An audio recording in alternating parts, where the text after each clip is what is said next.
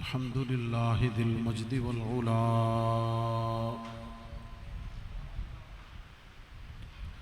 وأفضل الصلاة وأجمل السلام على سيد الأنبياء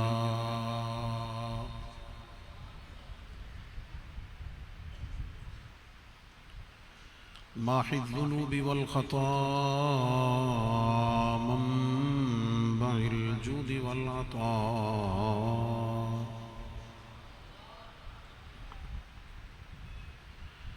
صاحب الشفاعة والمقام والحمد واللواء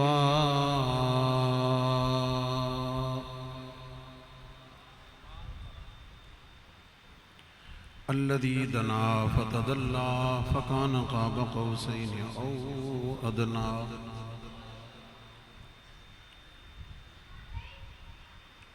فأوحى إلى عبده ما أوحى سيدنا ومولانا وملجانا ومأوانا وحبيبنا وشفيعنا وطبيبنا وطبيب قلوبنا وقرة عيوننا محمد المصطفى وعلى آله وأصحابه وأزواجه وأهل بيته خصوصا على خلفائه الأربع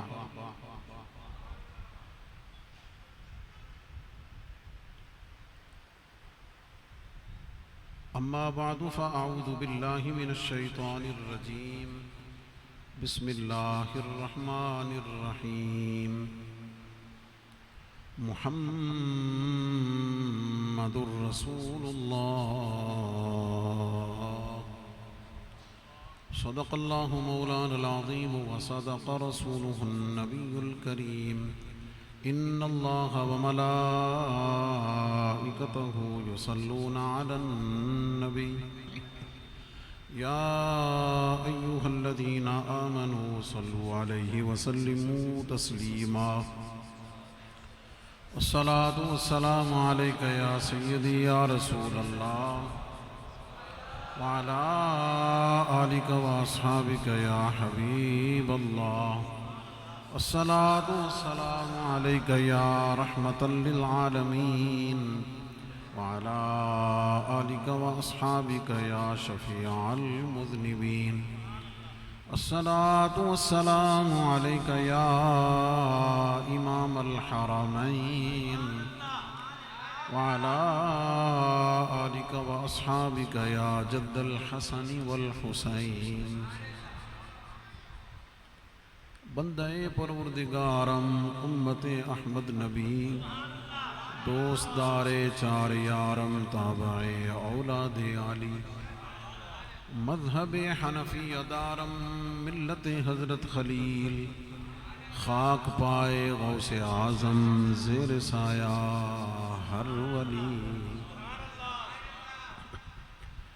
صدیق عکس حسن و جمال محمد است فاروق ذل جاہ و جلال محمد است ہے عثمان ضیاء شمع کمال محمد است حیدر بہار باغ خصال محمد است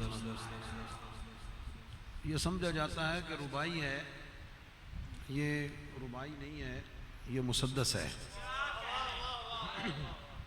عام طور پر اس کا یہ ترک کر دیا جاتا ہے اور میں سمجھتا ہوں کہ اس کے بغیر شاید یہ مکمل بھی نہیں ہوتا۔ صدیق عکس حسن و جمال محمد است فاروق ذل جاہ و جلال محمد است عثمان ضیاء شمع کمال محمد است حیدر بہار باغ خصال محمد است اسلام ما اطاعت خلفاء راشدین، اسلام ما اطاعت خلفاء راشدین، ایمان ما حب آل محمد است۔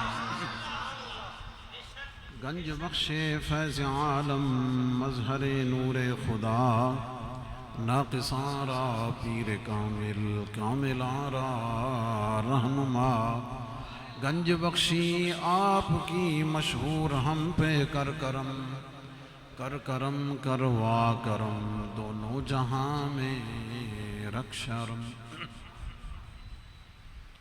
اللہ رب العزت کی بے حد و بے حساب حمد و ثنا اور اس کے محبوب کریم رؤوف الرحیم صلی اللہ علیہ وسلم کی بارگاہ میں نذرانہ درود و سلام عرض کرنے کے بعد، جملہ سامعین، حاضرین، بزرگوں، دوستوں، عزیزان دی قدر، سٹیج پہ جلوہ فرما علم و فضل کے دمکتے چمکتے خوبصورت اور نورانی چہروں ہی نہیں، ظاہری باطنی تمام خصال و خصائص سے مزین تمام علماء و مشائخ ذوی الاحتشام، پیکر محبت و اخلاص، برادر طریقت، صاحب صدر حضرت علامہ مولانا مفتی محمد طاہر شہزاد سیالوی صاحب زیدہ مجدہ، پیکر علم و حکمت، علم و فضل حضرت علامہ مولانا پیر محمد انعام اللہ اشرفی صاحب دامت برکاتہم العالیہ، اور حقیقی معنوں میں مرکز اہل سنت کے تمام منتظمین، محبین، مخلصین، اس مرکز کی انتظامیہ کے تمام احباب، خاص طور پر جناب قابل احترام سید علی بخاری صاحب، جناب الحاج محمد حیدر صاحب، اور خاص طور پر ان روحانی محافل کو اس میں بامسمہ کرنے کے لیے اپنی تمام تر توانائیاں اور صلاحیتیں بروئے کار لانے والی تینوں عظیم شخصیات، حضرت علامہ مولانا محمد کاشف حقیقی معنوں میں جمیل، اور حضرت علامہ مولانا حقیقی معنوں میں عارف ستار القادری، اور صاحبزادہ صاحب کو تو آپ جسم سے ہی اندازہ لگا لیں گے کہ کہنے کی ضرورت ہی نہیں، حقیقی معنوں میں اسد اتاری، دیگر تمام محبین، مخلصین، میں تمام حضرات کا تہ دل سے شکر گزار ہوں کہ حضور فیض عالم داتا گنج بخش رحمۃ اللہ علیہ کی پاکیزہ نسبت کی برکت سے جس عزت کے ساتھ، جس محبت کے ساتھ، تعاون کے ساتھ ہمیشہ سرفراز فرماتے ہیں، آپ تمام حضرات کو اللہ تعالیٰ اور ہم سب کو اس کی برکتوں سے مالا مال فرمائے۔ مصروفیات اور ذمہ داریوں کے اس ہجوم میں اپنے شیڈول کے مطابق جب میں نے وہ عنوان دیکھا تو میں ذہنی طور پہ تیار تھا، بھی محرم کے حوالے سے کوئی شہادت کے حوالے سے، یا عمومی رجحان یہی ہے۔ تو جب میں نے عنوان پڑھا تو مجھے عزیزم برادرم مولانا کاشف صاحب کو فون کر کے کنفرم کرنا پڑا، بھائی میں ذرا پوچھ لوں، اور ظاہر ہے میری یہ ذمہ داری ہے کہ میں اسی موضوع پہ بات کروں۔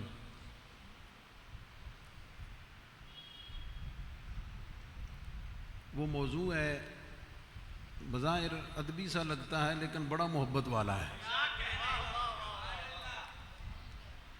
اور اس موضوع پر کچھ بیان کرنے سے پہلے اپنے آپ کو ذہنی اور قلبی طور پہ تیار کرنا بڑا ضروری ہے۔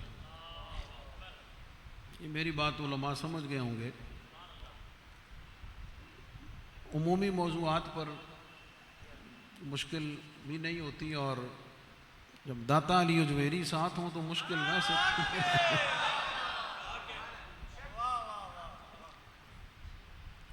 لوٹ عہد نبی کی طرف اے رفتار جہاں، بڑی معنویت ہے اور بڑی جامعیت ہے اس عنوان میں۔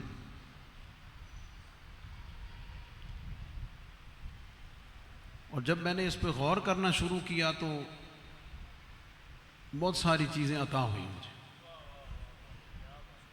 یہ اس پاکیزہ روحانی محفل کی برکت ہے، اور سچی بات تو یہ ہے کہ ہمارے ہاں رواج یہ ہے کہ جو خصوصی خطیب ہو وہ بعد میں تقریر کرتا ہے، لیکن آج کی ترتیب معکوس ہے۔ سمجھ گئے؟ یہ استاذ گرامی کا اعلیٰ ظرفی شفقت کرم کہ انہوں نے یہ فرما دیا، ورنہ ترتیب وہی ہے کہ آج خصوصی خطاب پہلے ہوا، اور ہم انشاءاللہ ان کی برکت سے کچھ عرض کر دیں گے۔ جی وہ، اور انشاءاللہ آپ ان کی دعاؤں کا اثر دیکھیں گے انشاءاللہ۔ پہلے بھی دیکھ رہے ہیں اور انشاءاللہ پھر بھی دیکھیں۔ موضوع میں تھوڑا سا آپ کے لیے، علماء کے لیے تو میری باتیں ہیں ہی نہیں، وہ تو ماشاءاللہ عالم کا مطلب ہی جاننے والا ہے، تو جاننے والوں کو کیا جتلانا بھائی، ان کو تو سبق سنایا جاتا ہے یا دہرایا جاتا ہے، اور آپ لوگوں کے لیے ہیں بہت ساری باتیں۔ موضوع کا سادہ سا مفہوم پتہ کیا ہے؟ اور آپ کو خوشگوار حیرت ہوگی کہ جو پریکٹس آج میں کرنے لگا ہوں وہ داتا صاحب اور جمعے پہ کرتا ہوں۔ وہ پریکٹس پتہ کیا ہے؟ وہ یہ ہے کہ داتا صاحب کی نسبت سے سننے والے ہر طرح کے لوگ ہوتے ہیں نا، مطلب وہاں بڑے بڑے اسکالرز، پروفیسرز، ججز، وکلاء، بڑے بڑے نکتہ دان اور اہل علم بھی سن رہے ہوتے ہیں، اور میرے جیسے طالب علم بھی وہاں موجود ہوتے ہیں، عام لوگ بھی ہوتے ہیں۔ تو اب ایسی بات کرنا یا اس طریقے سے کرنا کہ ہر ایک اس میں انوالو ہو جائے اور حظ حاصل کرے، یہ بڑا مشکل ہوتا ہے۔ لیکن داتا صاحب رحمۃ اللہ علیہ کی برکت سے، اس جگہ اور اس نسبت کی برکت سے وہ چیزیں عطا ہو جاتی ہیں، تو میں بھی کچھ اس برکت سے ہی کچھ چیزیں، ان کے فیض اور ان کے کرم سے ہی کچھ باتیں عرض کروں۔ سادہ سا مفہوم پتہ کیا ہے؟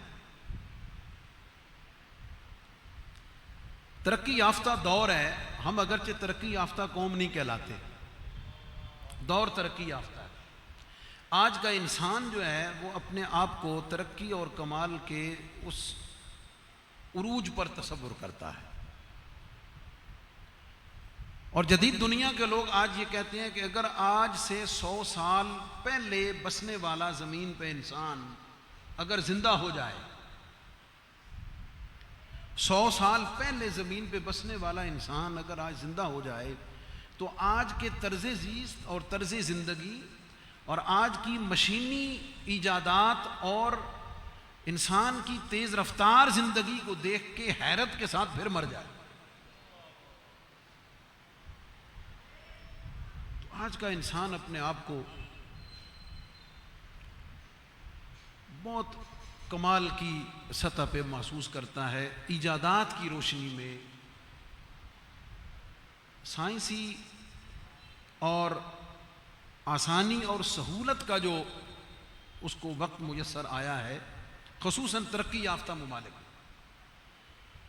جس کے بہت ساری چیزیں اور ثمرات ہم بھی محسوس کر رہے ہیں، اٹھا رہے ہیں۔ آج کا انسان یہ کہتا ہے کہ بھئی ہر چیز نئی چاہیے، اور کچھ وقت کے بعد اکتاہٹ محسوس ہوتی ہے طبیعت میں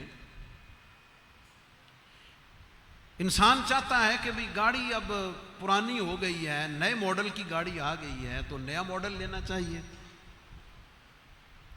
یہ موبائل اب پرانا ماڈل کا ہو گیا ہے، اب اس کا نیا ورژن آ گیا ہے، موبائل نیا لینا چاہیے. یار پہلے سوٹ ایسے پہنے جاتے تھے، اب ایسے پہنے جانے چاہیے. آج سے 40-50 سال پہلے لاہور کا سب سے پوش ایریا سمن آباد تھا جی. اور آج اب اس کا کمپیریزن آپ ڈیفنس کے ساتھ کریں تو آپ کو وہ ولیج لگتا ہے. تعمیرات کی دنیا میں، سہولیات کی دنیا میں، آسانیوں اور آسائشوں کی دنیا میں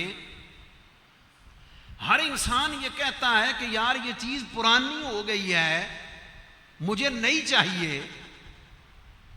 یہ چیز پرانی ہو گئی ہے. یہ موضوع کا کلائمیکس ہے. آپ کی حیرت میں آپ کے چہروں سے دیکھ سکتا ہوں. ہر چیز وقت گزرنے کے ساتھ آپ کو ایڈوانس اور جدید چاہیے، لیکن یہ مسلمان اور عشاقان مصطفیٰ کیسے ہیں؟ ان سے بات کرو، یہ کہتے ہیں نا.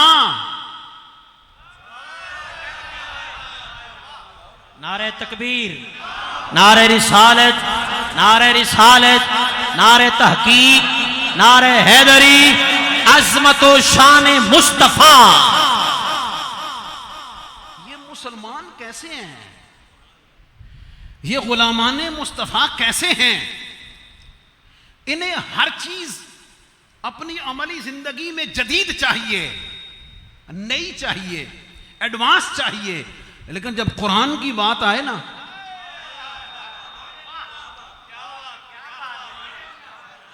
ظاہر میں یہاں وہ لفظ تو کہنا ہی نہیں نا، وہ تو بے ادبی ہے نا، مفہوم صرف بتانا مقصود ہے. جب قرآن کی بات آئے کہتے ہیں نا وہی.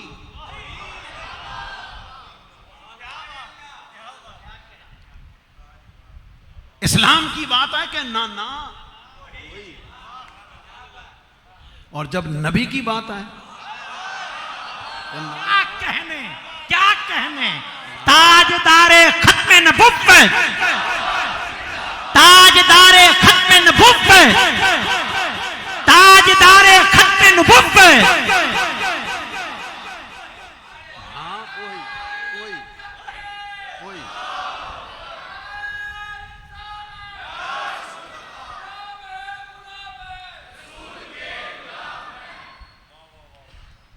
بلکہ اتنے اس پر رجسٹ کرتے ہیں، اتنا اس پہ گرپ رکھتے ہیں کہ بال کے برابر بھی بات ادھر ادھر ہو جائے تو جان دے دیتے ہیں.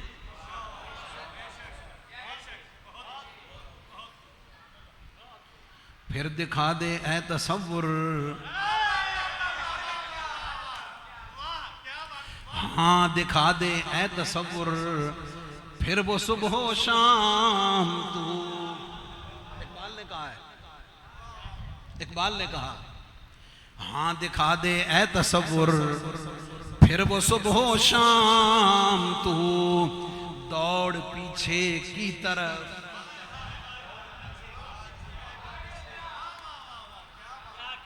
اقبال نے بھی کہا مطلب ہے یورپ دیکھ آیا، ڈگری لے آیا ہے، سارا کچھ دیکھنے کے بعد کنگ ایڈورڈ میڈیکل کالج میں لیکچر دینے کے بعد ایک انگریز پروفیسر نے، حالت تقریر شروع نہیں ہوئی ہے گھبرانا، میں بھی موضوع کو سمجھا رہا ہوں آپ لوگوں کے کہ موضوع کیا ہے. کیوں کہ اس موضوع کے سوا سب موضوع ہے.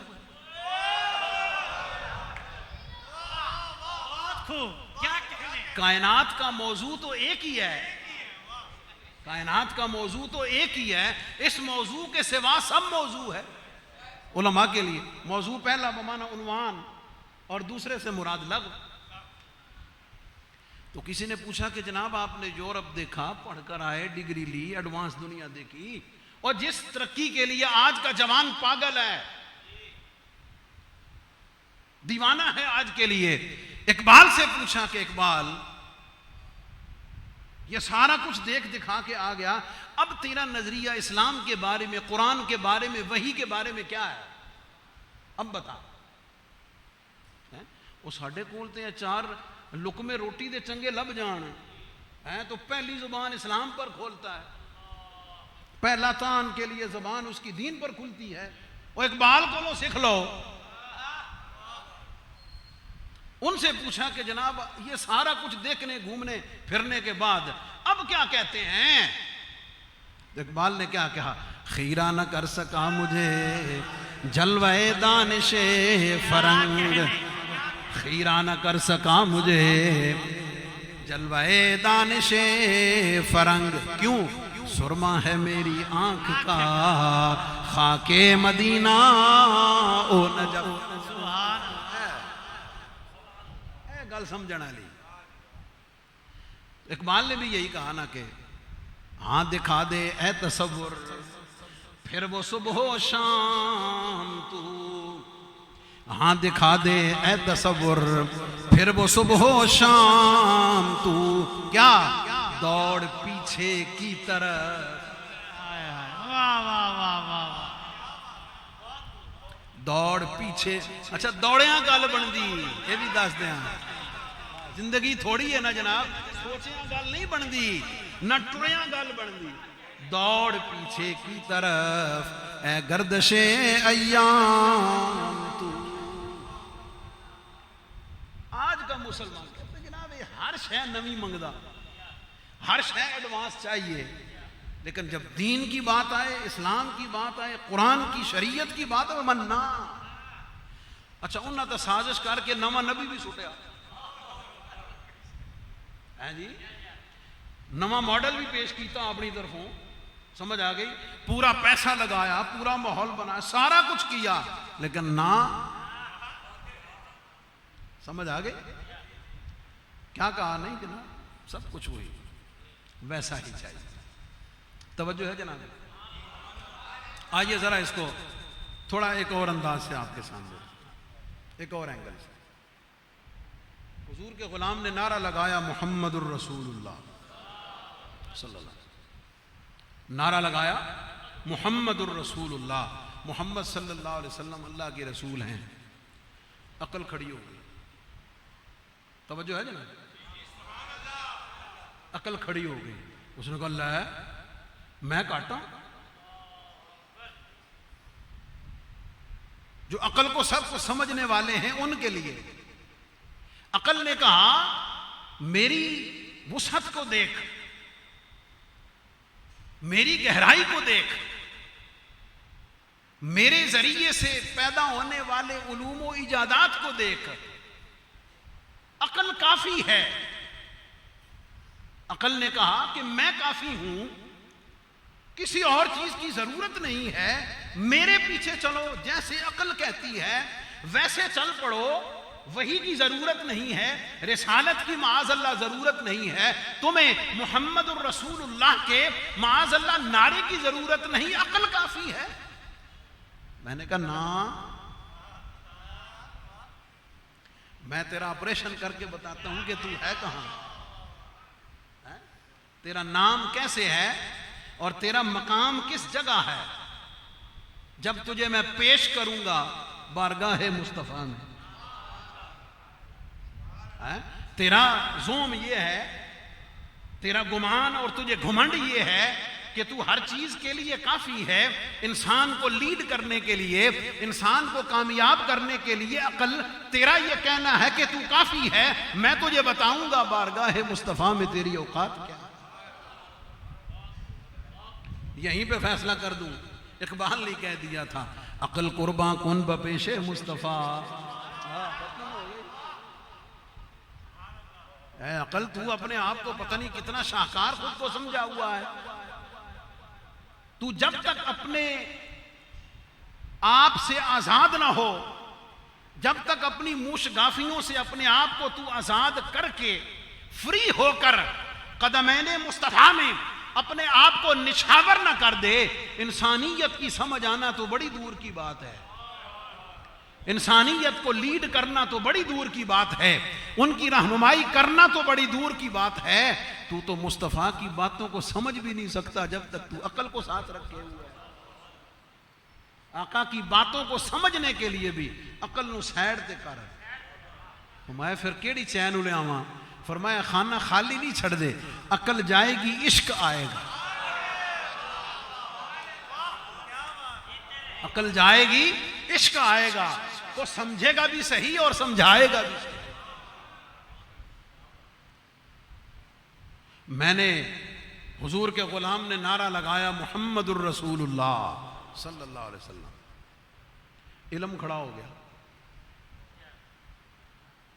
علم کھڑا ہو گیا۔ اس نے کہا جناب یہ کائنات کی ساری رنگینی یہ علم و ایجادات کی برکت سے ہے، بس علم کافی ہونا چاہیے، جب علم ہے تو کسی اور چیز کی ضرورت نہیں۔ میں آگے چل کے بتاؤں گا تھوڑا سا، آپریشن اس کا بھی کروں گا، ہاں عقل کے بعد علم کا بھی کروں گا کہ علم کسے کہتے ہیں، علم آتا کیسے ہے، اور جب اس سارے علم کو تو بارگاہ مصطفیٰ کی طرف متوجہ کرے گا تو کہاں جگہ ملے گی تجھے؟ اس بارگاہ میں علم کہاں جا کے کھڑا ہوتا ہے یہ بھی بتاؤں گا۔ علم کھڑا ہوا، اس نے کہا جناب کیا بات ہے، بہت کافی ہے انسانیت کو لیڈ کرنے کے لیے، یہ ایجادات، یہ سہولیات، یہ ساری چیزیں یہ علم کی وجہ سے ہی تو ہیں، بس علم حاصل کرو، اور علم حاصل کرنے کے ساتھ ساتھ بس نہ نبوت کی ضرورت، نہ رسالت کی ضرورت، نہ کسی اور چیز کی ضرورت، یونیورسٹیوں میں جاؤ، علم حاصل کرو، لیڈ کرو، کیش کرو، موج کرو۔ غلام مصطفیٰ نے کہا نا، محمد الرسول اللہ صلی اللہ علیہ وسلم، ہر چیز ارتقاء پذیر، بلندی، عروج اور کمال کی طرف، مسلمان ہر چیز ترقی پذیر لینے کو تیار ہے، لیکن دین کے معاملے میں، قرآن کے معاملے میں، شریعت کے بارے میں، مصطفیٰ کریم کے بارے میں، حضور کی محبت و ناموس کے بارے میں مت نا۔ مائیکل ہارٹ نے 100 عظیم لیگوں کی لسٹ بنائی، پاپ پہ نبی پاک علیہ السلام کو رکھا، یہاں تک تو پتہ ہے آپ کو، سیکنڈ پہ اس نے نیوٹن کو رکھا، سائنسدان کو رکھا اس نے۔ مجھے اس پر کوئی اعتراض نہیں ہو سکتا، میں فخر محسوس کرتا ہوں، آپ بھی فخر محسوس کرتے ہیں کہ اس نے ٹاپ آف دا لسٹ نبی پاک علیہ السلام کو رکھا، لیکن ادھر توجہ شاید پہلی دفعہ میں آپ کی دلا رہا ہوں بارگاہ گنج بخش کے فیضان سے، مجھے اس پر خوشی بھی تو ہے لیکن میرا اعتراض ہے اس کے اوپر، میں مطمئن نہیں ہوں اس نے دوسرے نمبر پہ نیوٹن کو کیوں رکھا ہے؟ اس نے نیوٹن کو دوسرے نمبر پہ کیوں رکھا؟ صرف ایک چھوٹا سا پورشن سائنس کی وجہ سے۔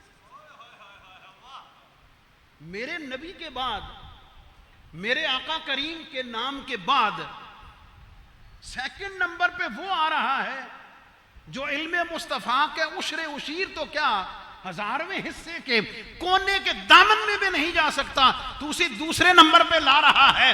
اگر انصاف کے ساتھ تو نے لسٹ کو بنانا تھا تو پہلے نمبر پہ اگر تو نے مصطفیٰ کو رکھا ہے تو دوسرے نمبر پہ ابو بکر کو رکھنا چاہیے تھا، تیسرے نمبر پہ عمر کو رکھنا چاہیے تھا، تیسرے نمبر پہ اس کے بعد عثمان غنی کو رکھنا چاہیے تھا، پھر علی المرتضیٰ کو رکھنا چاہیے تھا، پھر حسن مجتبیٰ کو رکھنا چاہیے تھا، پھر حسین شہید کربلا کو رکھنا چاہیے تھا، اس کے بعد امام اعظم ابو حنیفہ کو، کیا کہنے، پھر امام بخاری کو رکھنا چاہیے تھا۔ سمجھ آ گئی؟ اور یہ نیوٹن سارے جا کے نعرہ تکبیر، نعرہ رسالت، نعرہ رسالت، صدیق تیری صداقت کو، جا کے صدیق تیری صداقت کو، صدیق تیری صداقت کو، فاروق تیری عدالت کو، عثمان تیری سخاوت کو، علی تیری جرأت کو، معاویہ تیری محبت کو، کربلا کا شاہ حسین، کربلا کا شاہ حسین، لبیک لبیک لبیک یا حسین، حسین لبیک لبیک لبیک یا حسین. نعرہ رسالت. کوئی یہ کہہ سکتا ہے کہ جناب یہ ترتیب تو تساں مذہبی رکھی، یہ ترتیب تو آپ نے مذہبی اعتبار سے رکھی ہے. اللہ اکبر. میں پوچھنا چاہتا ہوں نبی پاک صلی اللہ علیہ وسلم نے جو ترتیب خود ارشاد فرمائی وہ حدیث ذرا اٹھا کے دیکھیں تو صحیح. عشرہ مبشرہ والی میرے استاد گرامی فرما رہے تھے وہ ترتیب تو یہ نظر نہیں آتی. ابو بکر فی الجنہ، عمر فی الجنہ، عثمان فی الجنہ، علی فی الجنہ، طلحہ فی الجنہ، زبیر فی الجنہ. نبی پاک علیہ السلام کی زبان حق ترجمان سے جو ترتیب نکلی ہے اس ترتیب سے تو کچھ سمجھ نہیں آتا. کیا مطلب؟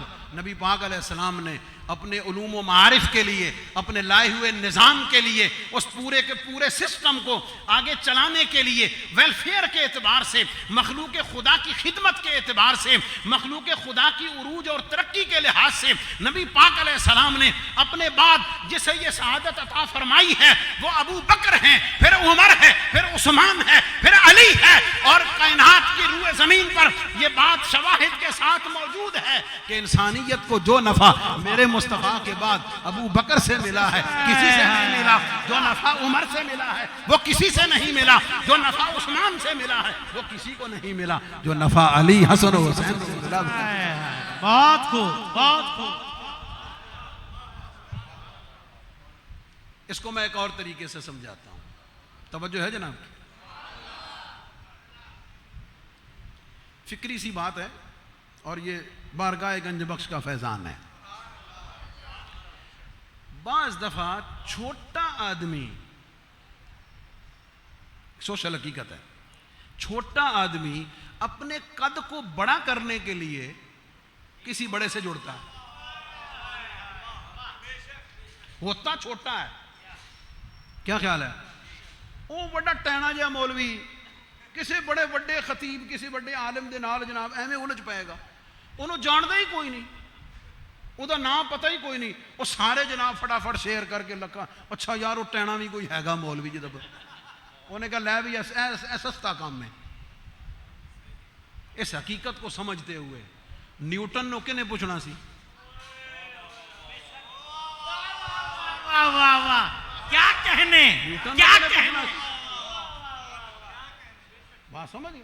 انہوں نے کیا جاننا سی؟ انہوں نے سازش کی. انہوں نے کہا جناب اونج تے کسی نو پتا چلنا کوئی نہیں، پہلے انہاں دے نبی دا نام دو تو وچ اپنے کو. یہ میری فکر ہے، یہ میری سوچ ہے داتا علی اجویری کے صدقے سے. ورنہ اگر تو انصاف سے لسٹ بناتا، انصاف کے ساتھ اگر تو مخلوق خدا کی خدمت کے نفع کے لحاظ سے بناتا تو پھر ترتیب وہی رکھتا جو میرے مصطفیٰ نے خود رکھی ہے.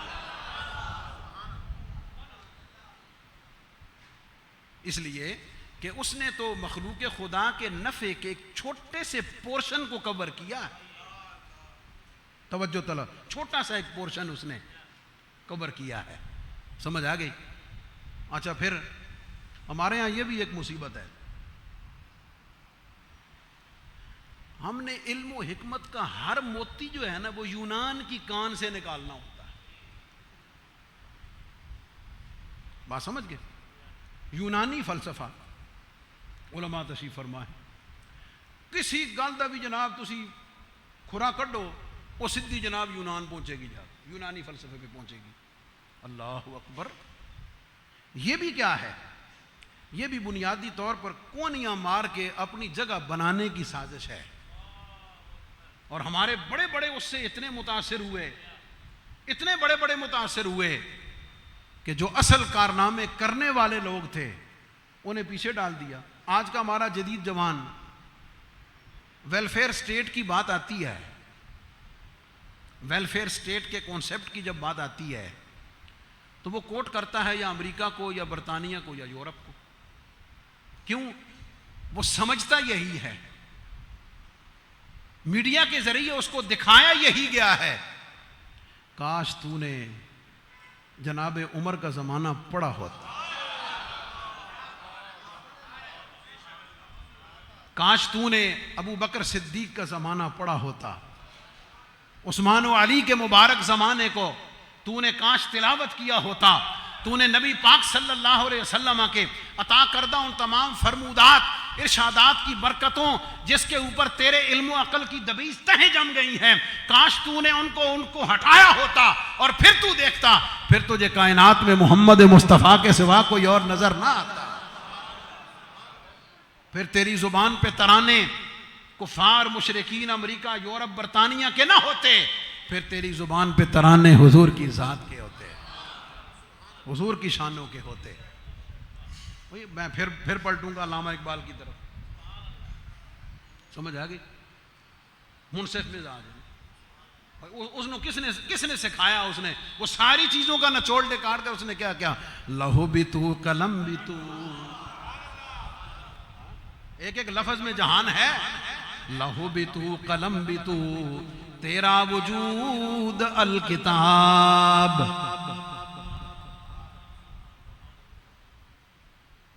میں ایک جگہ ایکٹیو قرآن،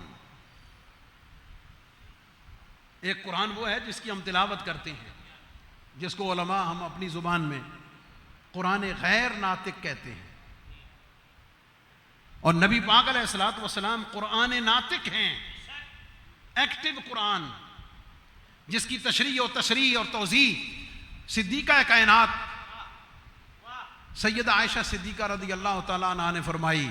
آپ سے عرض کی گئی کہ نبی پاک علیہ الصلوۃ والسلام کے اخلاق کیسے ہیں، حضور علیہ السلام کے اخلاق کریمہ کیسے ہیں؟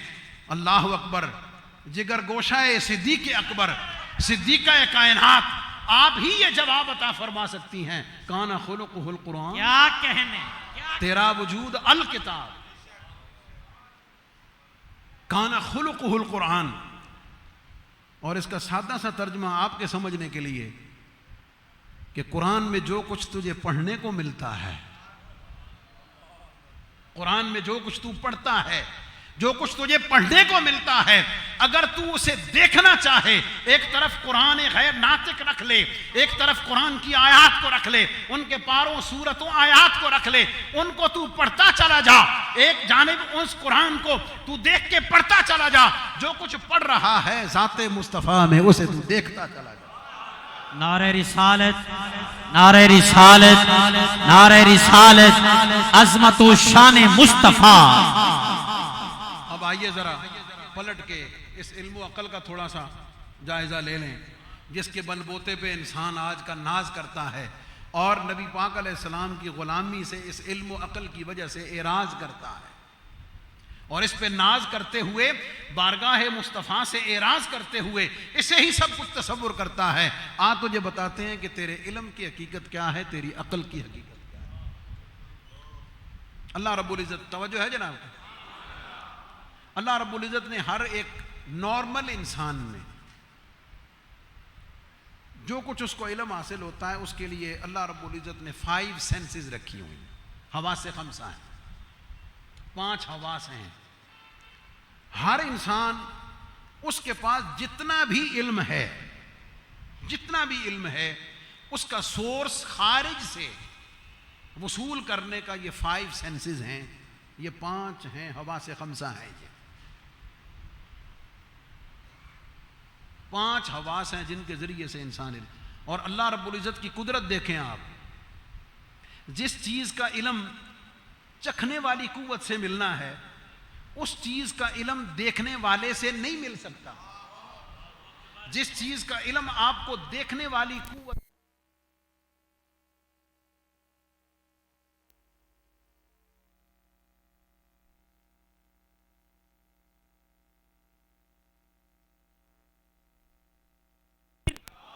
نعرہ رسالت، نعرہ رسالت، نعرہ تحقیق، نعرہ حیدری، ان حواس کی بھی لیمٹس رکھی ہوئی ہیں، حدود رکھی ہوئی ہیں۔ بھئی کھانے پینے کی چیز، مٹھائی کا جو پتہ ہے کہ یہ کیسی ہے، یہ چیز کھٹی ہے یا میٹھی ہے، کڑوی ہے، اس کا جو پتہ ہے وہ قوت ذائقہ سے لگتا ہے۔ آنکھوں ساری دہاڑ تسی مٹھائی وے دے رہ جاؤ،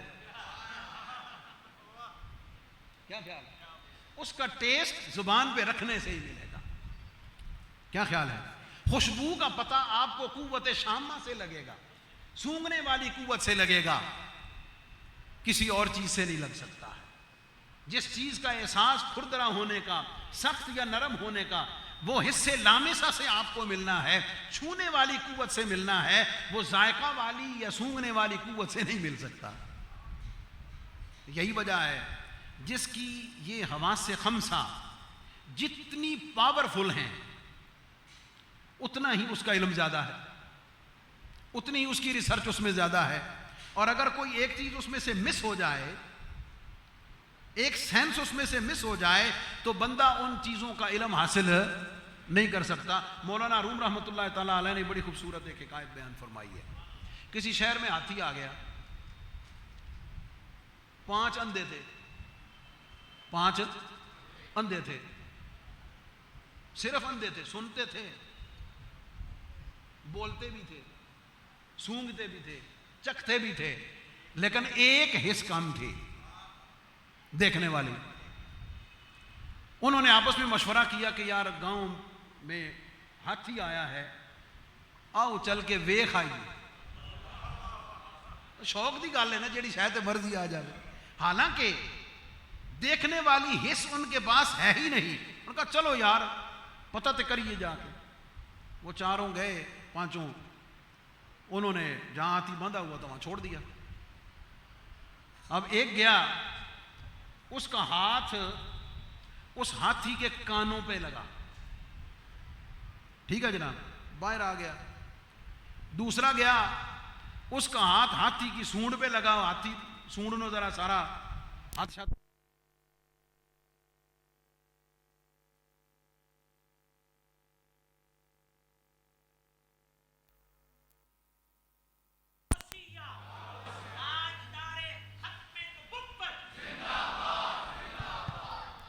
ایک اور گیا, اس کا ہاتھ اس کی دم پہ پڑا, وہ دم کو ٹٹول کے آ گیا. ایک کا ہاتھ اس کی ٹانگوں پہ پڑا, وہ ٹانگوں کو ٹٹول کے باہر آ گیا. ہن انے اکٹھے ہو گئے ہاتھی دے بارے جانن لئی, ہاتھی کنجدا ہوندا. سمجھ آئے؟ توجہ طلب جملہ ذوق والا. انے اکٹھے ہو گئے,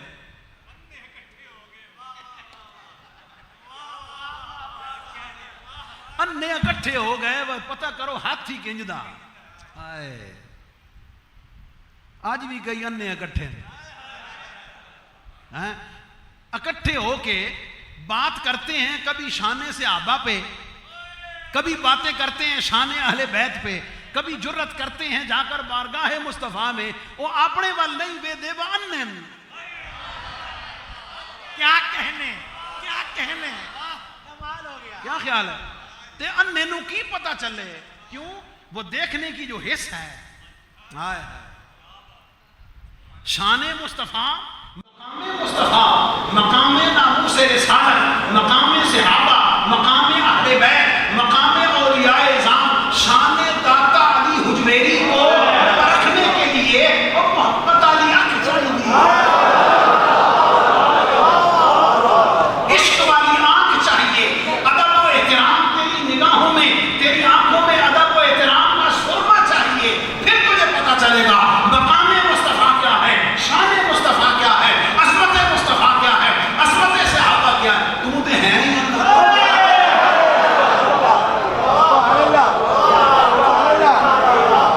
وہ تیری حصی سلامت نہیں ہے. سمجھ آ گئی؟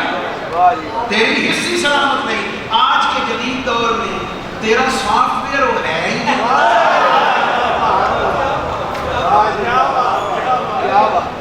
تیرا سافٹ ویئر ہی وہ نہیں جو ہم چیزیں پک کر سکے. سمجھ آ گئی؟ تیرا سافٹ ویئر چینج ہوئے گا تو پھر تمہیں پتہ چلے گا. تو جا کے کسی کو سافٹ ویئر چینج کرا, یہ کون کرے گا سافٹ ویئر چینج؟ کون کرے گا؟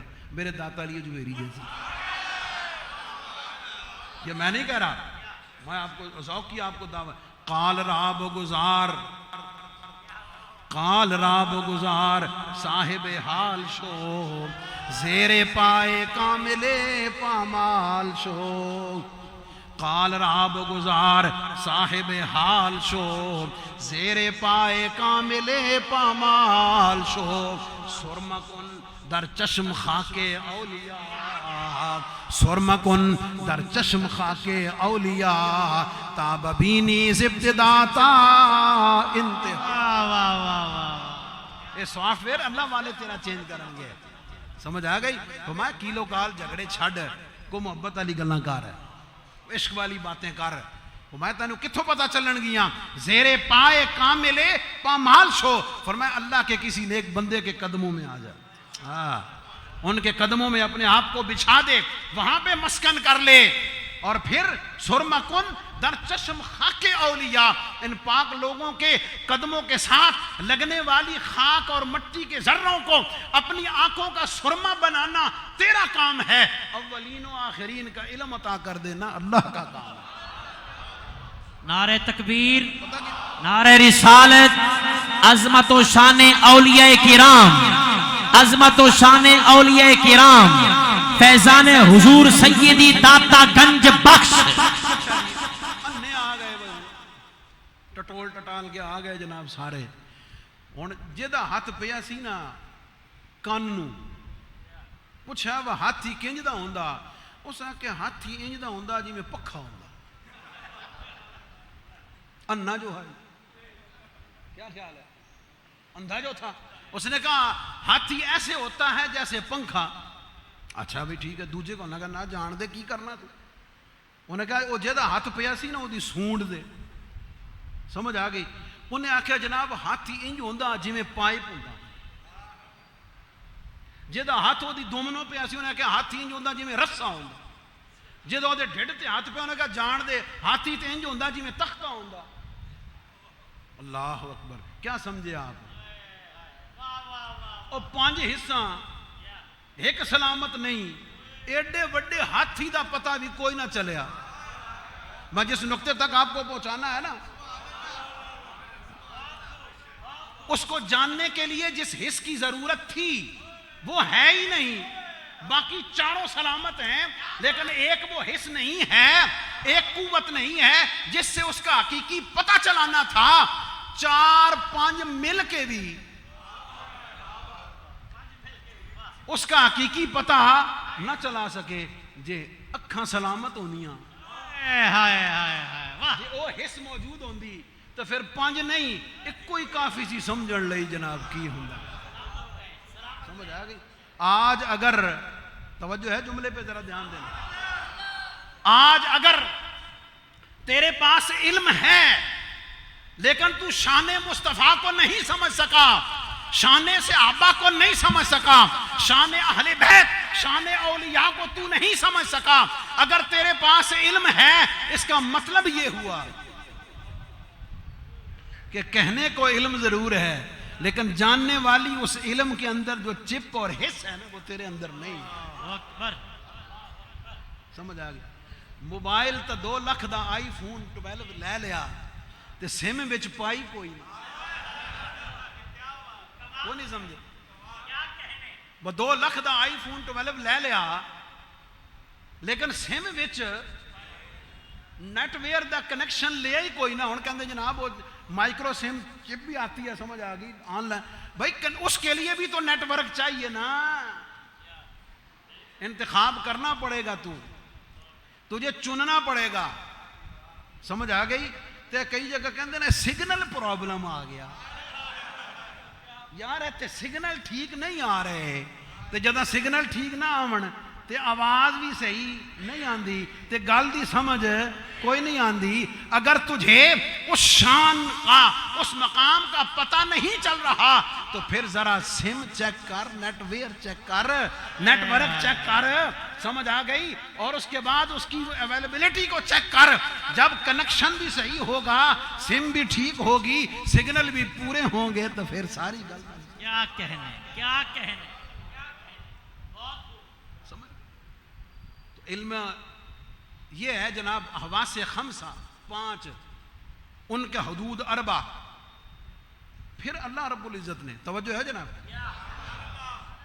آگے بڑھیں, ہر ایک کے ذریعے سے الگ علم حاصل ہوتا ہے. اور یاد رکھیں ان حواس خمسہ کے ذریعے سے صرف را مٹیریل اندر آتا ہے, صرف را مٹیریل معلومات کا اندر آتا ہے. اس کے بعد اس کے اوپر عقل ہے. ان حواس خمسہ کے اوپر اللہ رب العزت نے عقل کو مقرر کیا ہے.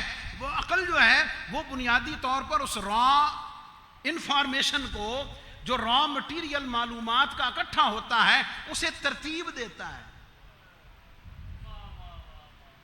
اسے ترتیب دینے کے بعد پھر اس کو جملوں کی صورت میں, پھر علم کی ترتیب کی صورت کے ساتھ, پھر سارے کا سارا تیرے دماغ میں مترتب ہوتا ہے. اس کے بعد تجھے پتہ چلتا ہے کہ یہ شے میٹھی ہے یا کھٹی ہے, یہ کھردری ہے یا ملائم ہے. بات سمجھ گئے؟ یہی وجہ ہے. توجہ ہے جناب کی؟ اگر کوئی بندہ دیوانہ پاگل ہے, اس کی عقل خراب ہے, اگر اس کی عقل خراب ہے, پاگل ہے, وہ دیکھتا بھی صحیح ہے, وہ بولتا بھی صحیح ہے, وہ سنتا بھی صحیح ہے, وہ چکھتا بھی ہے, وہ کھاتا بھی ہے, وہ پیتا بھی ہے, لیکن حرکتیں کیسی کرتا ہے, اسے کپڑے کا ہوش کوئی نہیں, اسے سطر کا ہوش کوئی نہیں, اسے بات کرنے کا سلیقہ کیوں نہیں؟ کیوں؟ اس لیے کہ را مٹیریل تو آ رہا ہے, لیکن عقل جو اس کو ترتیب دے کر حکم لگانے والی ہے وہ ہے ہی نہیں.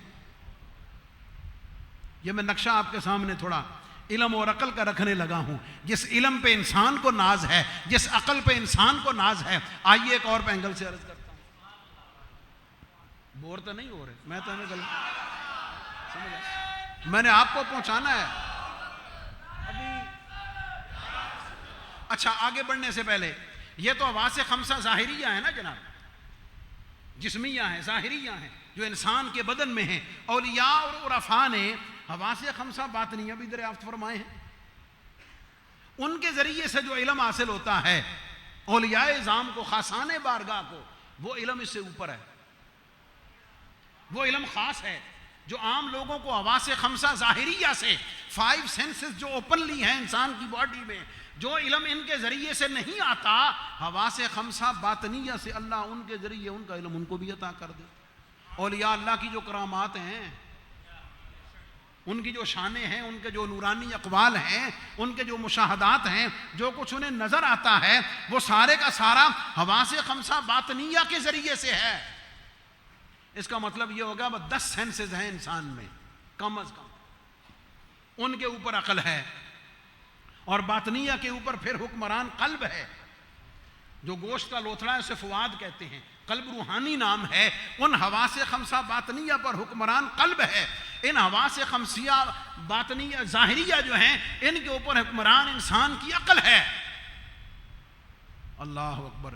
اب جس شخص کی یہ 12 کی 12 چیزیں نارمل ہیں,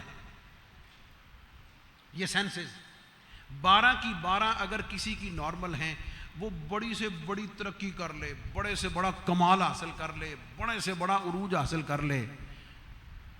صحابہ اعظام کے بعد, تابعین, تبع تابعین کے بعد, اس کے لیے جو لقب آئے گا وہ ولی کا آئے گا, ولایت کا آئے گا, زیادہ سے زیادہ غوث العظم کا آئے گا, اقطاب اوتاد کا آئے گا.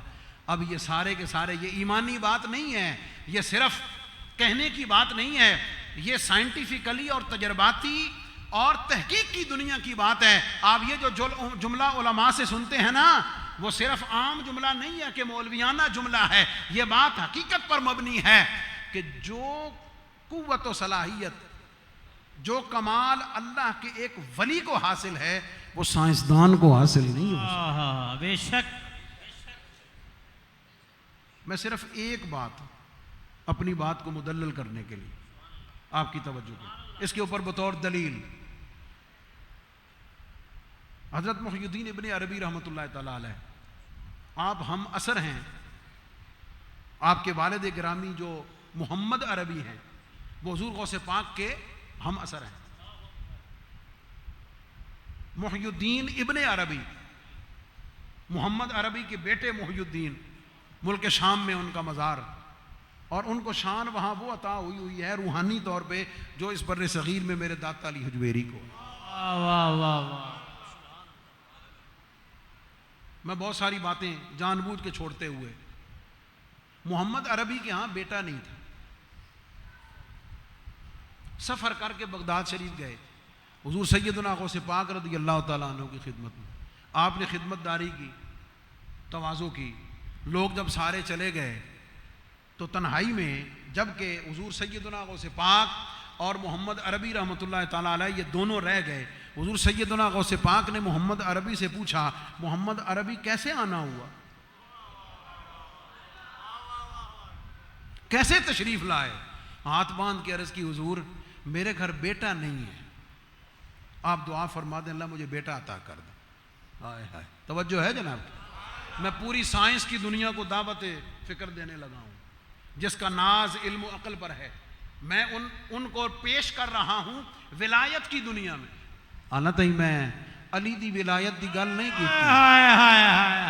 ہاں میں جناب عثمان غنی دی ولایت دی گل نہیں کی تھی، میں عمر فاروق کی ولایت کی بات نہیں کر رہا، میں صدیق اکبر کی ولایت کی بات نہیں کر رہا، اور نبوت دی گل تے پھر منہ اگے جا کے میں غلاموں کی بات کرنے لگا، غلاموں کی بات. اے پوری سائنس نو دعوت فکر ہے. محمد عربی کیسے آنا ہوا؟ عرض کی حضور بیٹا نہیں ہے. آپ نے ایک لمحے کے لیے مراقبہ فرمایا. سائنس تے مراقبے دا جڑا علم ہے پوری سائنس ایک پاسے تے ولی دے مراقبے دا ایک لمحہ ایک پاسے. ہاں ولی جب مراقبہ کر، اب میں آج کل دی گلاں نہیں کرتا پیا جڑے آج کل دے ولی بنے پھر دیں، میں داتا صاحب جیسے لوگوں دی گل کر رہا ہوں، ہاں حضور غوث پاک جیسے لوگوں دی گل کر رہے ہیں. ہاں یہ فرق یاد رہے. تو مراقبہ فرمایا ایک لمحے کے لیے، اور محمد عربی کو حضور غوث پاک نے فرمایا محمد عربی میں نے لوح محفوظ کو دیکھا ہے، تیرے مقدر میں بیٹا نہیں. ایک لمحے میں نے لوح محفوظ کو، علماء جانتے ہیں کہ لوح محفوظ کیا ہے اور اس میں کیا کچھ ہے، فرمایا میں نے لوح محفوظ پر دیکھا ہے محمد عربی تیرے گھر بیٹا نہیں ہے. محمد عربی کرنے لگے حضور اتنا تو میں نے بھی پتا. نعرہ تکبیر، جا کے نعرہ رسالت، نعرہ رسالت، نعرہ رسالت، نعرہ رسالت، نعرہ رسالت. عقائد اہل سنت، علماء اہل سنت، مشائخ اہل سنت. محمد عربی نے عرض کی حضور اتنا تو میں نے بھی پتا،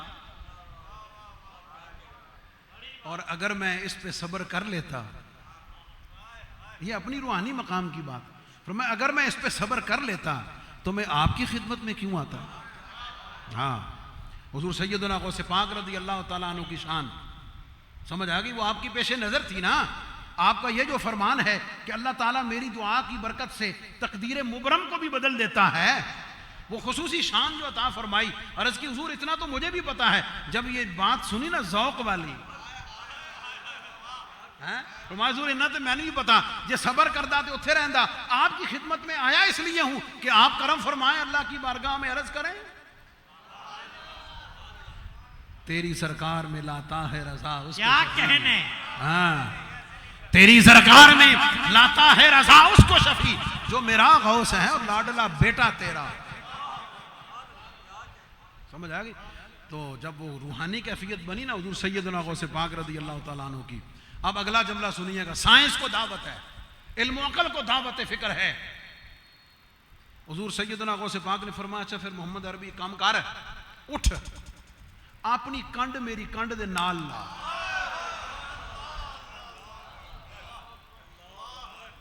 اپنی پشت میری پشت کے ساتھ لگا. میری سلب میں میرا ایک بیٹا ہونا ابھی باقی ہے. لے آؤ سائنس، لے آؤ میڈیکل سائنس، لے آؤ ریسرچ، لے آؤ کمپیوٹر، لے آؤ مائکروسکوپ، لے آؤ مائکرو الٹرا ساؤنڈ. سمجھ آ گئی. جو کچھ تو اڈے کول ہے سارا لے آؤ. فرمایا اپنی پشت میری پشت کے ساتھ لگا. پھر فرمایا ایک بیٹا میرا ہونا ابھی باقی ہے، میں وہ بیٹا تیری پشت میں شفٹ کر دیتا ہوں. کیا کہنے، کیا کہنے، کیا کہنے. میں وہ بیٹا تیری پشت میں منتقل کر دیتا ہوں. ان سے بڑا کو موحد ہوگا؟ ان سے بڑا کو موحد ہوگا؟ ان سے بڑھ کر نبی پاک علیہ السلام کی رسالت کو، شانوں کو سمجھنے والا کوئی ہوگا؟ کیا خیال ہے؟ کوئی توحید پہ فرق نہیں آیا. محمد عربی اٹھے، کنڈ نال کنڈ جوڑی تے گھر ٹر گئے. اللہ 9 مہینے بعد پتر دیتا. کیا کہنے، کیا کہنے. ہن تانوں سمجھ آ گئی ہونی. دیا خدا نے، دیا خدا نے، لیکن ملا بواسطہ غوث الورا. اور یہ وہ واسطہ ہے جس واسطے کو رب تسلیم کرتا ہے، رب قبول فرماتا ہے. بتوں کا بھی واسطہ اس لیے نہیں کہ رب ان سے اظہار برات کرتا ہے. توجہ طلب بات. 9 مہینے بعد اللہ نے شہزادہ عطا فرمایا، تے چونکہ اتھوں عطا ہویا سی نا انہوں نے صدقے، ان کے نام پہ نام محی الدین اس لیے رکھا. سمجھ. یہ میں نے آپ کو کیا بتایا، علم، عقل، ریسرچ، سائنس ساری کی ساری بارگاہ ولایت سے آگے نہیں جا سکتی. یہ سارے کا سارا ایک ولی کی بارگاہ سے اوپر نہیں جا سکتا، اور نبی کی بارگاہ دی تے گل ہی کچھ ہو رہا ہے. کہندے نے جناب تسی علم دے پیچھے کیوں نہیں ٹر دے، تم عقل کے پیچھے کیوں نہیں چلتے؟ اللہ اکبر. آج پتا چل گیا کہ یہ علم جس پہ انسان کو ناز ہے یہ تو ولی کی ولایت کے سامنے بھی کوئی مقام نہیں رکھتا ہے. یہ عقل تو وہاں کوئی مقام نہیں رکھتی ہے جو وہاں بارگاہ ولایت میں جا کر قربان ہو جاتی ہے. جب اسے ولیوں کے ولی کی بارگاہ میں لے کر جاؤ گے، امام الانبیاء کی بارگاہ میں پیش کرو گے، تو وہاں اس کی وقت کیا رہ جائے گی. اچھا میں اس کو ایک اور اینگل سے سمجھاتا ہوں. تھکے تو نہیں آپ کی محبت. نبی کریم صلی اللہ علیہ وسلم، میں ایک اور چیز کو سمجھانے لگا ہوں اس علم میں اور اس فیضان میں. حضور علیہ الصلوۃ والسلام نے غزوہ بدر جب ختم ہوا تو کفار و مشرکین کی جو ڈیڈ باڈیز ہیں، میتیں، ان کو بدر کے کنویں میں پھینکا، گڑھے میں پھینکا.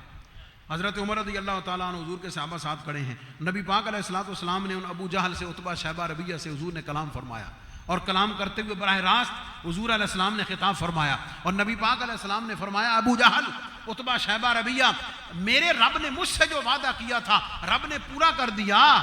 تمہارے ساتھ جو وعدہ جہنم کا ہوا ہے وہ پورا ہوا یا نہیں ہوا؟ یہ کلام حضور نے فرمایا ان سے. حضرت عمر رضی اللہ تعالیٰ عنہ عرض کرنے لگے، یا رسول اللہ صلی اللہ علیہ وسلم، کیا یہ سنتے ہیں؟ قیامت تک مسئلہ حل کر چھڑے. سمجھ آ گئی؟ سوال عمر نے کیتا، موجاں غلاماں دی لگ گئی ہیں. کلیئر ہم ہو گئے. نبی پاک علیہ السلام نے کیا فرمایا؟ یہ سن بھی رہے ہیں، یہ جواب بھی دے رہے ہیں، لیکن عمر تم نہیں سن سکتے. توجہ ہے جناب؟ ایک یہ ذہن میں رکھیں، وہی عمر ہے، وہی جناب عمر ہیں. اپنی خلافت کے زمانے میں منبر رسول پہ جلوہ فرما ہے، جمعہ کا خطبہ دے رہے ہیں. نہامند کے میدان میں اسلامی لشکر پسپا ہونے لگا ہے، تو یہاں مدینے کی منبر رسول پہ بیٹھ کر کہتے ہیں، یا ساریہ الجبل، یا ساریہ الجبل. توجہ طلب سمجھنے والا نقطہ یہ ہے، وہاں کھڑے حضور فرماتے ہیں تو سن نہیں سکتا، وہاں کہ عمر تو سن نہیں سکتا. عمر گل کی بنی، عمر وہی ہے، ذات وہی ہے، شخصیت وہی ہے، لیکن یہاں مدینے میں منبر رسول پر بیٹھے ہوئے جمعے کا خطبہ دیتے ہوئے نہاوند کے میدان تک دیکھ بھی رہے ہیں، سن بھی رہے ہیں، مدد بھی کر رہے ہیں. فرق کی کیا وجہ ہے؟ وہاں مظہر کیا ہے؟ اللہ اکبر. وہاں وجہ پتہ کیا تھی؟ وہاں عمر کا علم، وہاں عمر کے سننے کی جو قوت تھی نا، وہ سننے کی خاص قوت، وہ سامنے تھی نبوت مصطفیٰ، سماعت مصطفیٰ کے سامنے. تو سماعت مصطفیٰ کے سامنے سماعت عمر کی کیا وقت ہے؟ وہاں تو جلوے سماعت مصطفیٰ کے ہیں، وہاں تو جلوے سارے ذات مصطفیٰ کے ہیں، وہاں عمر کی کیا حیثیت ہے؟ اس کو میں علمی طور پہ ایک اور دلیل سے عرض کرتا ہوں، علماء کی دعائیں لینے کے لیے. سمجھ آ گئی؟ حضرت یوشع بن نون موسیٰ علیہ السلام کے ساتھ چلے, سمجھ آ گئی, وہ مچھلی زندہ ہو کر کود گئی دریا میں. آگے چل کے پوچھا, یوشع بن نون نے کہا جی مجھے شیطان نے بلا دیا. یار ایڈی وڈی گل, حضرت ایڈی وڈی گل, پونی تلی مچھلی زندہ ہو کے چھال مار کے وچ بڑھ گئی. تو یوشع بن نون کہتے جناب میرے یاد ہی نہیں رہا. اتنا بڑا واقعہ اور اتنی بڑی بات, یوشع بن نون کہتے ہیں مجھے پتہ ہی نہیں. وجہ پتہ کیا ہے, وہ ساڈے تواڈے لئی وڈی ہے,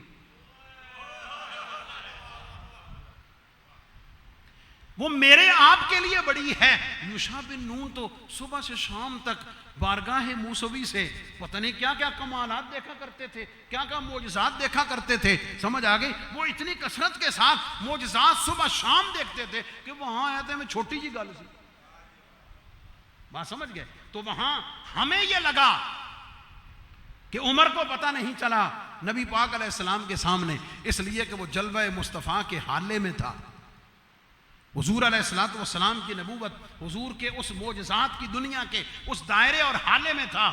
جب حضرت عمر رضی اللہ تعالیٰ عنہ پھر ذمہ داری بھی پہنچی, پھر فیض بھی متصل ہوا, پھر نبی پاک علیہ السلام کی بارگاہ کے امین بھی ٹھہرے, پھر ممبر مصطفیٰ پر جب بیٹھے تو پھر ممبر دی بھی تو کوئی برکت ہے سی نا, پھر قدمین مصطفیٰ کی بھی تو کوئی برکت تھی نا, پھر وہاں نشست صدیق اکبر کی بھی تو کمالات تھے نا, پھر وہاں تجھے دیکھنے کو عمر لگ رہا تھا. جملہ قابل توجہ,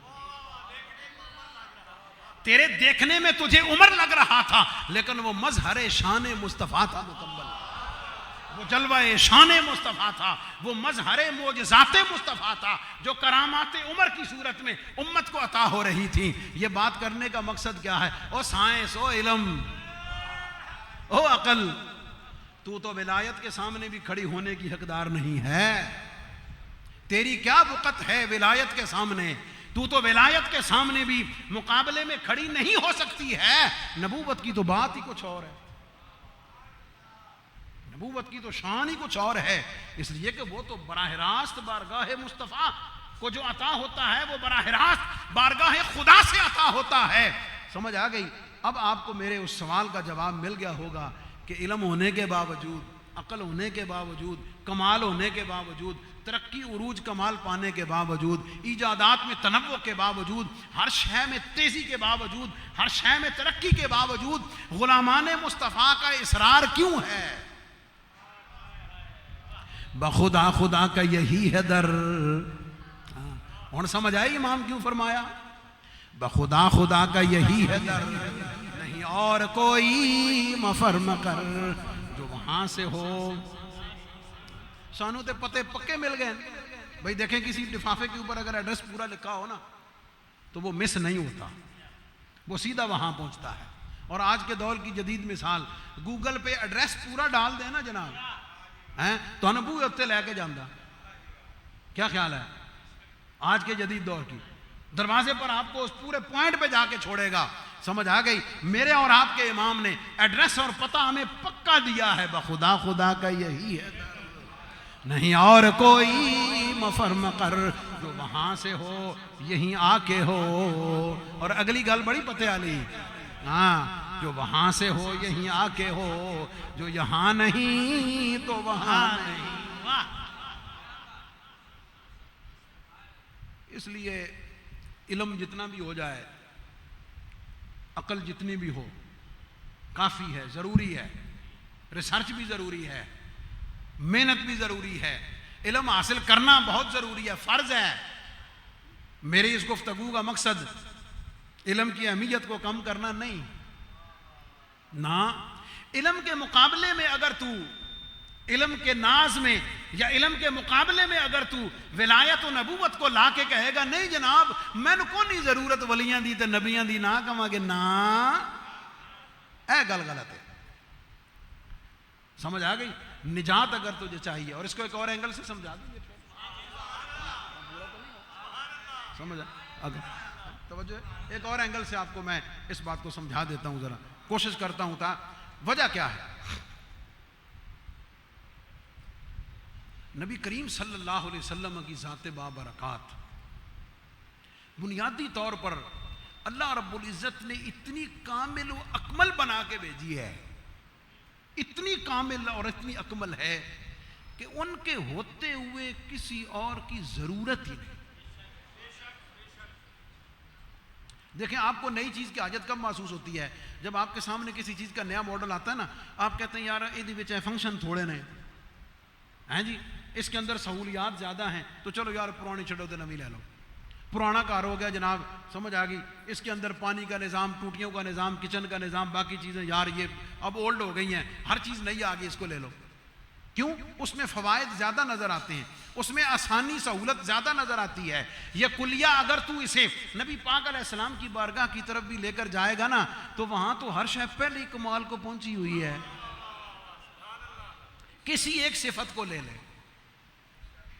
نبی پاک علیہ السلام کی کسی ایک صفت کو لے لے, اور جچنے کے لیے, محبت کرنے کے لیے جتنا سامان جس کو چاہیے, وارفتگی اور عشق کے لیے جتنا مقام اور مرتبہ اور جو چیزیں جس کو چاہیے, اللہ تعالیٰ نے وہ ہر شے نبی پاک علیہ السلام کی ذات میں کامل و اکمل رکھ دی ہے.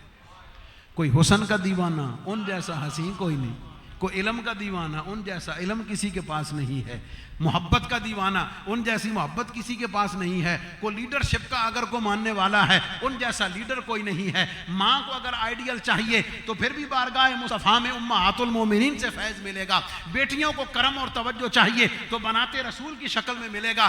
یاری دوستی کی معیار اور مثالیں چاہیے تو یاران مصطفیٰ سے تجھے ملے گا. اور اگر سپہ سالار کے لیے چاہیے, حکمران کے لیے چاہیے, تحقیق اور تبلیغ کے لیے چاہیے, خطابت کے میدان میں چاہیے, شجاعت کے میدان میں چاہیے, اور تو اور صحیح چھوٹے لوگوں پہ شفقت کے میدان میں چاہیے, غلاموں کو دامن میں لینے کی بات ہو, کوئی بھی پہلو اٹھا کے دیکھ لے, جب تو اس بارگاہ میں پہنچے گا تجھے کسی اور طرف دیکھنے کی ضرورت ہی نہیں پڑے گی. یہ صرف شعر ہی نہیں ہے, یہ ایمان اور عقیدہ ہے کہ اب میری نگاہوں میں, یہ عقیدہ ہے, اب میری نگاہوں میں جچتا نہیں کوئی, وجہ جیسے میری سرکار ویسا کو لے آؤ تو صحیح. میں تو ایک جملہ محبت والا کہا کرتا ہوں, 1000 سال گزر گئے, لوگاں نو لاہور والے علی دی سمجھ نہیں آئی. یہ عطا کردہ میرا لاہور والے علی, داتا علی حجویری, زمانے کو 1000 سال گزر گئے, لاہور والے علی کی سمجھ نہیں آئی, نجف والے علی کی سمجھ آنی, جب وہ دی سمجھ نہیں آنی تو پھر انہاں سارے دے نبی دی سمجھ کی ہونی. اور اس میں ایک اور پہلو یاد رہے, یہ بڑے بڑے جو آپ نام سنتے ہیں انہوں نے اپنی زندگیاں خرچ کر دی, رات دن ایک کر دیا.